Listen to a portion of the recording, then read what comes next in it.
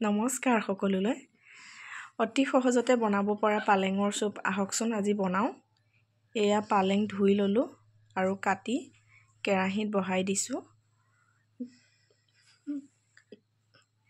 এয়া অকণমান নিমখ ছটিয়াই পালেংখিনি সিজিবলৈ দিম।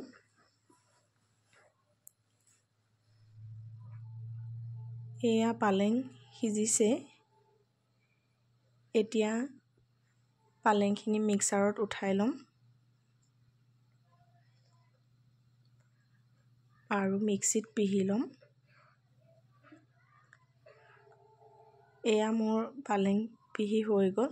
এতিয়া এটা বাটিত পালেঙৰ চুপ ঢালি দিছোঁ। অকণমান জালুকৰ গুড়ি দি দিম। এনেদৰে গৰমে গৰমে পালেঙৰ চুপ অতি সহজতে বনাই খাব পাৰি। আপোনালোকেও বনাই খাবচোন।